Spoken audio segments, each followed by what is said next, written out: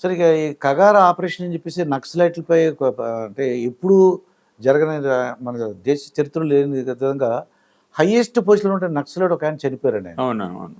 Highest మా doubt ఏంటి సామాన్య మానవులు మా అందరికి డౌట్ ఏంటంటే వాళ్ళకి అంచెలంచెలు భద్రతలు దళాలు ఉంటాయి కాపాడుతుంటారు.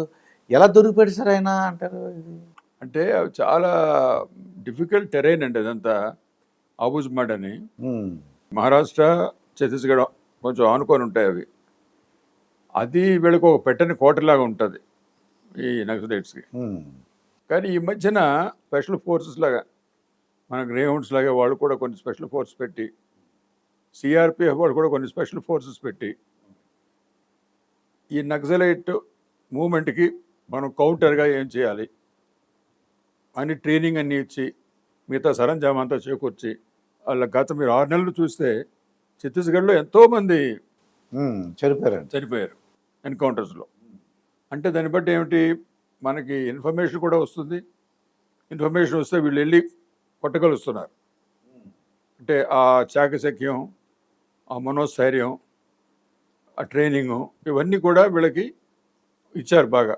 అంత ముందర ఎంతోమంది ఛత్తీస్గఢ్ పోలీసు వాళ్ళు మన దగ్గరలాగే చనిపోయారు.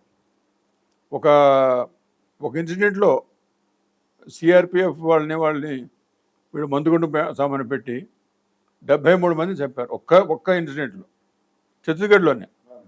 ఒక 5 ఇయర్స్ క్రితం నక్సలైట్స్ ఎలా ప్లాన్ చేస్తున్నారు, మనకి కౌంటర్ ప్లాన్ ఉండాలి, ఇవన్నీ నేర్చుకున్నారు. మేము నేర్చుకున్నట్టే. మేము కూడా అప్పుడు 90లో అలాగే నేర్చుకొని ఆ మూమెంట్ని కౌంటర్ చేసాం కదా. 96, 97, 98 కల్లా 2000కి అంతా మనం పైచేకి వచ్చాం. అంతకుముందు 40 ఇయర్స్ నుంచి ఈ మూమెంట్ ఉండేది. ఏ స్థాయికి వెళ్ళారంటే పోలీస్ స్టేషన్కి అటాక్ చేసి పోలీస్ స్టేషన్లో ఉన్న మనుషులందరినీ చంపేసి వెపన్స్ అన్నీ తీసుకొని వెళ్ళిపోయిన స్థితిగుండలో ఉండేవాళ్ళు మనం. ఆ స్థితి నుంచి మనలో బయటపడడానికి మనం చాలా శ్రమపడాల్సి వచ్చింది.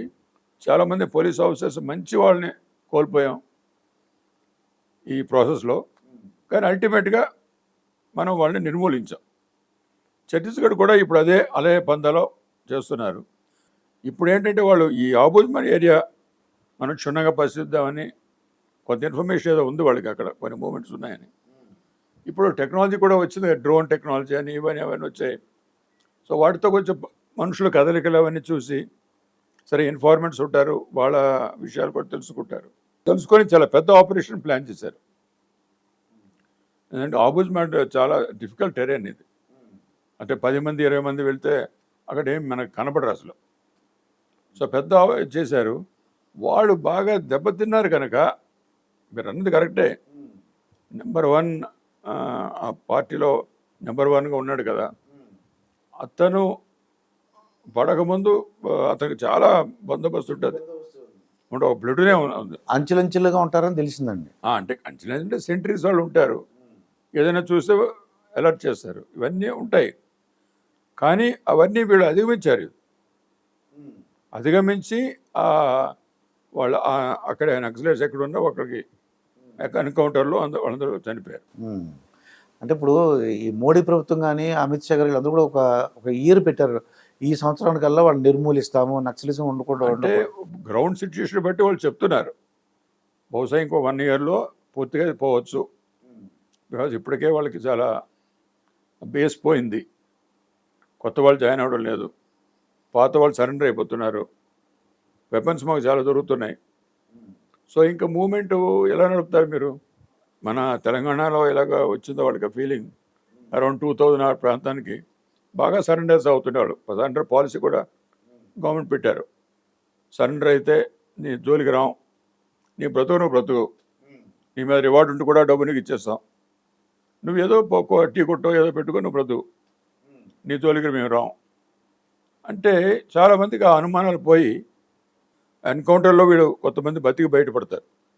కానీ వాళ్ళకి ఎప్పటికీ భయం ఉంటుంది. కొంతమంది వాళ్ళతో ఉన్నవాళ్ళు చనిపోయారు కదా, నెక్స్ట్ ట్రిప్లో మనం ఎక్కడ ఎన్కౌంటర్ అయితే మనం బ్రతుకుతామని నేను గ్యారంటీ. అందుకు ఈ మూమెంట్ ఇంకా పెద్ద ముందుకు వెళ్ళినట్లేదు. సో మనం సరెండర్ అయిపోదాం. సరెండర్ అయిపోతే మళ్ళీ పోలీస్ అరెస్ట్ చేస్తారేమో, లేకపోతే ప్రజలు ఎవరినైనా మనం హింస పెట్టాము, వాళ్ళు హరాస్ చేస్తారేమో మాకు, ఇలాంటి భయాలు ఉంటాయి వీళ్ళకి. అవన్నీ మేము ఉండవు, మేము కాపాడుతాం. నువ్వు పార్టీలో ఎన్ని వెధవ పనులు చేసినా నువ్వు సరెండర్ అయిపోతే మాత్రం కేసులు ఉండవు. కేసు ఉంటుంది, అది నువ్వు కోర్టులో నువ్వు చూసుకోవాలి. కానీ మా నుంచి వేధింపు ఉండదు, మా నుంచి వేధింపు ఉండదు అని అంటే చాలామంది అప్పుడు వచ్చారు. ఆ టైం సైకలాజికల్ టైం, అది మెంటల్గా వాళ్ళు కొంచెం వీక్ అయ్యి మరి దీనివల్ల ఏంటి ప్రయోజనం అన్న టైంలో ఇవన్నీ పెడితే చాలామంది వచ్చారు. ఎందుకంటే వాళ్ళకి బయటకు వచ్చేయాలని ఉంది, కానీ కొంచెం భయం ఉండేది. ఆ భయాన్ని మీరు తొలగించారు.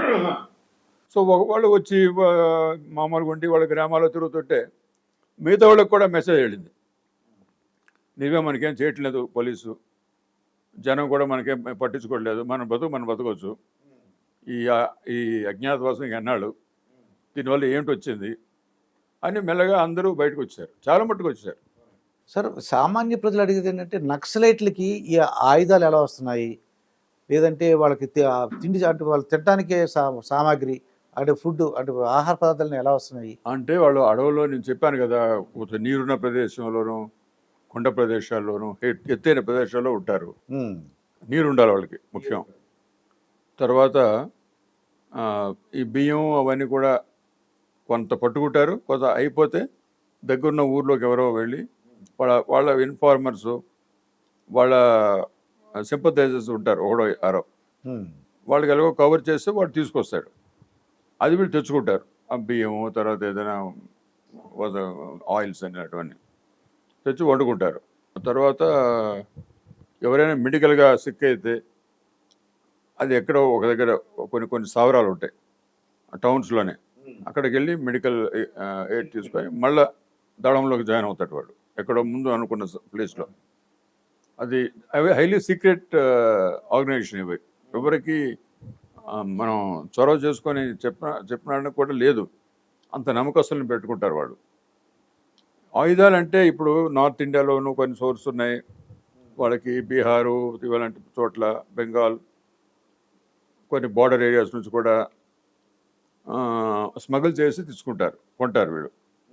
అది కాకుండా వీళ్ళు కొన్ని టపంచాలు అని ఇవన్నీ కొన్ని, అంటే బుల్లెట్ పెట్టి నొక్కితే ట్రిగరు, అది కొంత దూరం వెళ్ళి ఎవరికైనా దగ్గర మనిషి ఎనిమిది దగ్గర ఉంటే కొంచెం ప్రమాదం చేస్తారు. అలాంటివి కొన్ని మ్యానుఫ్యాక్చరింగ్ యూనిట్ కూడా పెట్టుకున్నారు అక్కడక్కడ, ఓన్గా తయారు చేసే ఇవి కూడా పెట్టుకున్నారు. అలాగే గ్రెనేడ్స్ కూడా తయారు చేశారు, కానీ ఆ గ్రెనేడ్స్ పెద్దగా పనిచేయలేదు.